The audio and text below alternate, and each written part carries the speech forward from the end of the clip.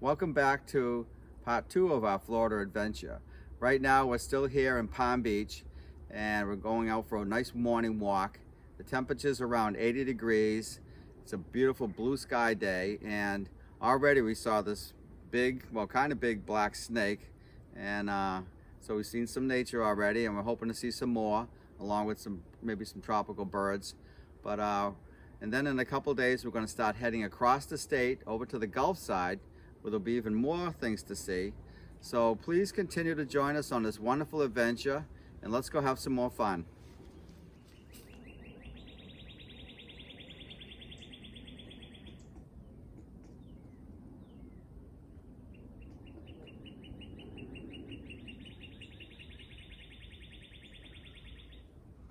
So this is a gopher tortoise. Hi there, look at him. A gopher tortoise. They dig themselves a little hole and they go in there and they hang out all day because the sun, or they love the sun. And that's why he's wanting to come back out once I leave. Hey. He goes right into his house. And that's how he seeks protection, right now. Huh? You see? A lot of tortoise houses here. Look at this, another one. See him?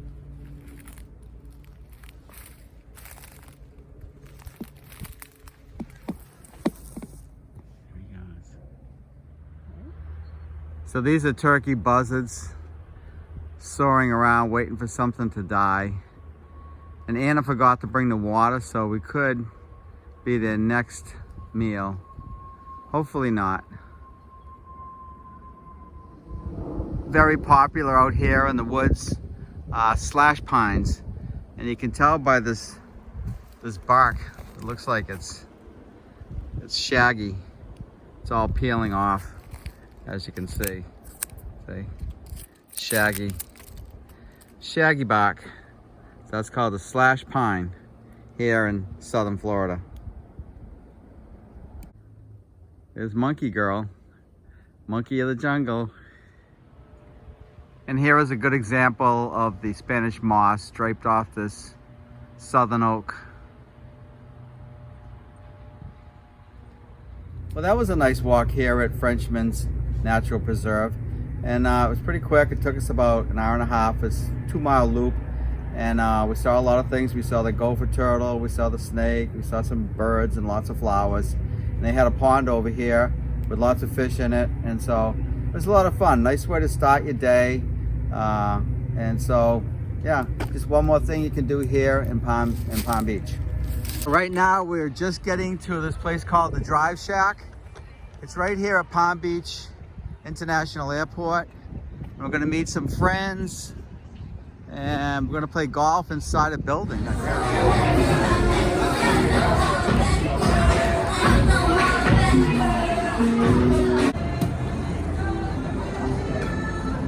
Hold it tight now. There you go. That was awesome. Oh my God, not bad. Anna's first golf shot.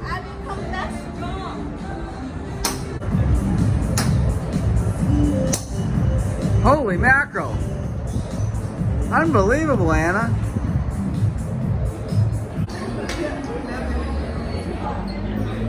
Here goes Judy. Right down the center. Right to the blue. A little bit of pizza. A little bit of taco supreme. How is it, Anna? Alfred, what do you think? Is it okay? Pretty good. Happy birthday. Happy birthday, Alfred. Yeah. They're loving the drive shaft.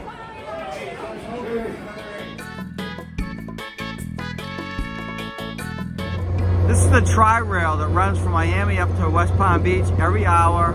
Back again. Ah!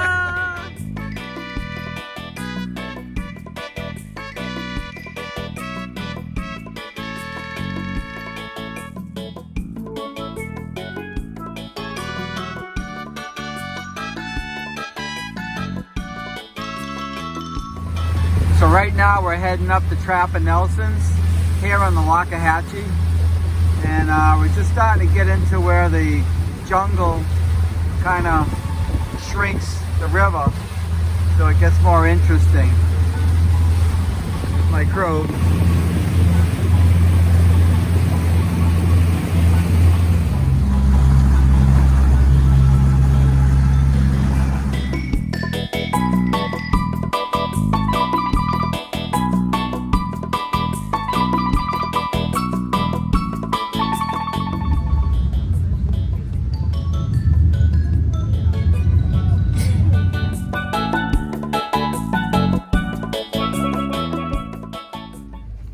As a young teenager, Trapper, his brother, and their friend rode the trains across the U.S. A hobo lifestyle. They know he made it to California, he made it to Texas. When he was in Texas, he wandered into Mexico. He was arrested for gun smuggling. He had one rifle. Against the law to bring a firearm into Mexico, he was arrested. And the way Trapper told the story was, they threw him out of jail after a few weeks. He was a big guy, ate a lot of food. They said that he was putting a crimp in their food budget, so they let him go. Met up with his brother and friend back in Texas. They got back on the trains, they came out east. And if anyone has seen the Jupiter Lighthouse, they were on a train, they seen that inlet, and they decided that's where they're gonna set up camp, and they're gonna live down the Jupiter Inlet for a while. That's what they did. That's how they made a living, fishing, hunting, trapping. After a few years, their friend John decided to go back to New Jersey. Talked to Trapper's brother, who held all the money. Charles and John got into a fight. Charles killed him. Trapper's brother went to jail. Trapper was on his own down here in Florida. Didn't want to leave, he loved Florida. So he decided to come down to Loxahatchee. He came to right where we're standing. The first structure Trapper built. This is called a chickie. That's Seminole Indian for the word house. He made it with slash pine, same pine trees you see in the area. Now, Trapper died in 1968, and when he died, he had over 10,000 acres of land out here. From here all the way back to the park is nearly all Trapper's land. Trapper sold baby raccoons, baby skunks, and baby alligators as pets. Trapper kept a log of all the hurricanes in the area. You step around the front of the house, he kept the log right on the house. He wrote when he didn't show up for an important meeting, his friend came out, and that's where they found Trapper, his body in the Florida chickie. Now, Trapper died of a gunshot wound to the abdomen. People say he was murdered for his money, he was murdered for his land, but his family believed the official autopsy that it was suicide. She said after they closed him down, became a bit of a reclusive out here. He thought he had stomach cancer. He let all his animals go, and that, he committed suicide. And I said, well, it's kind of weird, he shoot himself in the stomach. She said he thought he was the best looking man in Florida. Never touch his face, Bobcats, wild turkeys in Florida.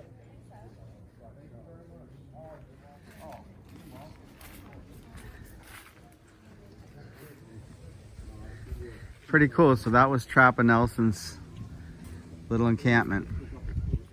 A little bit of history here, and he planted these bamboos too. And he was very entrepreneurial. Made a lot of money.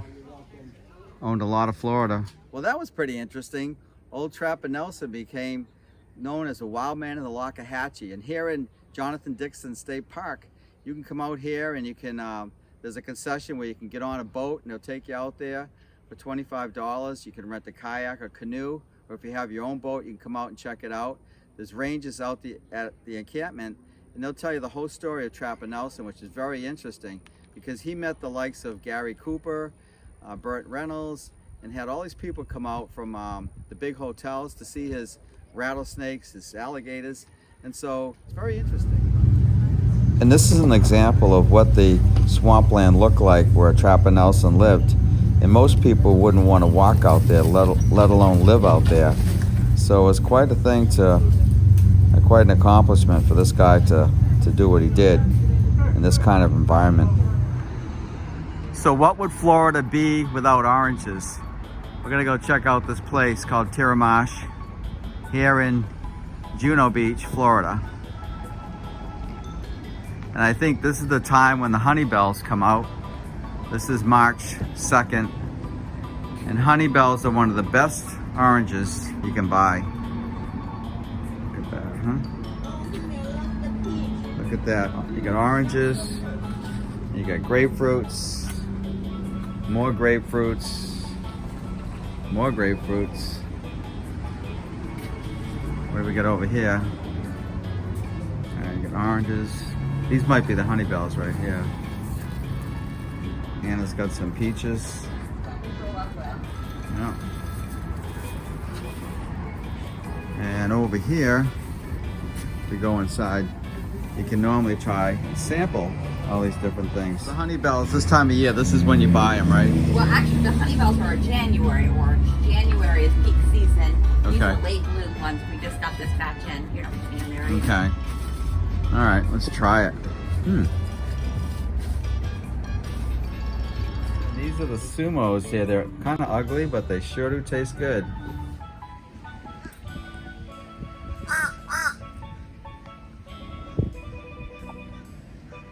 And trash collector. Hey, that's not nice. We have rules around here, you know.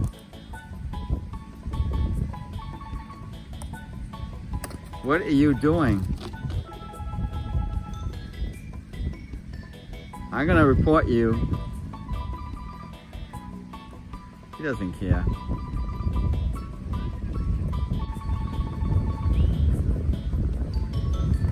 Yeah, no respect for the parks.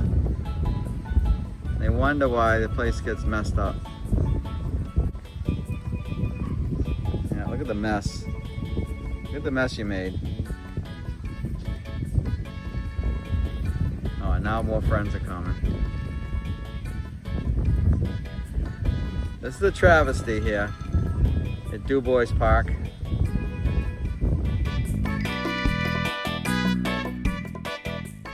Well, good morning, everyone. Today we're going to go for an airboat ride through the Everglades.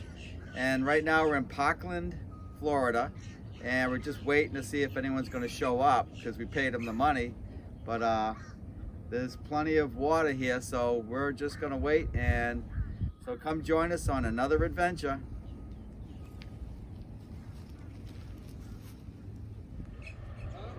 So these are turkey vultures.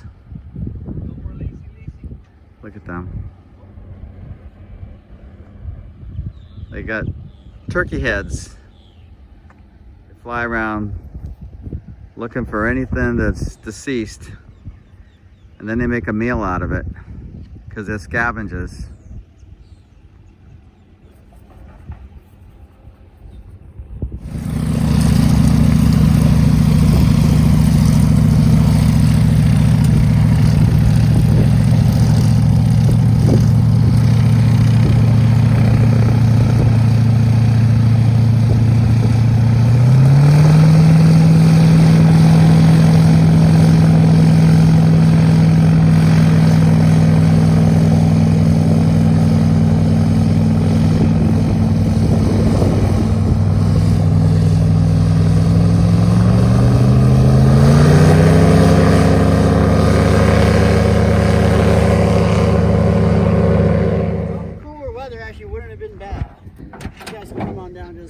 Look at these little rigs, huh?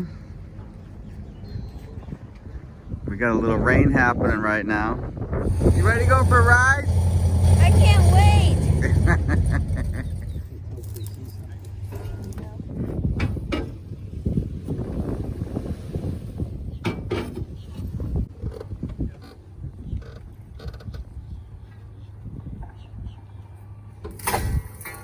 All right, guys. Anyone been on an airboat before? All good, okay. Lots of newbies today. And kingas, they're diving and swimming birds. They hunt underwater for fish. They've got a beak as sharp as a dagger. They spear fish while they're swimming in the water. This one here is a male. You can tell by its brown, or excuse me, all black coloration. Female have a brown chest and neck. This is a human problem, guys. We're the one creating this problem because we like having these exotic animals as pets. But then your average pet owner says, whoa, this thing's getting big, it's getting scary, it's eating more than my 2-year-old. Yep, gotta let it go. I need to get rid of this thing. And when they do that, it finds a neighboring environment to begin living in and taking over. So that's the big problem here. Try and get more people hunting more pythons. Not really working, guys, because hunting pythons is dangerous and hard work. You gotta walk through that big stuff over there on foot, hoping to find a 15 to 20 foot snake before it finds you. So you can tell there's not a lot of folks doing that. They're reproducing much more quickly than we're catching them. In a nutshell there, that's that invasive problem, guys, the biggest threat to the health of the Everglades today. And those iguanas there, they're one of the more visible examples of this problem.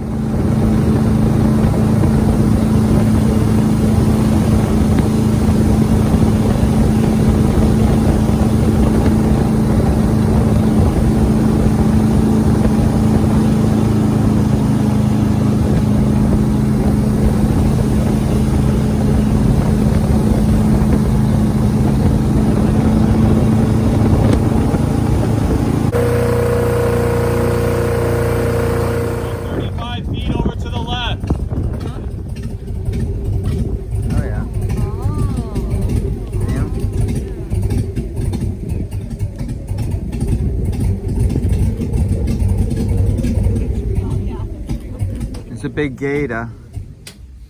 Pretty good sized gator over here, guys. It's spanning pretty much the entire opening right there. Looking at the head is how you estimate a gator's size.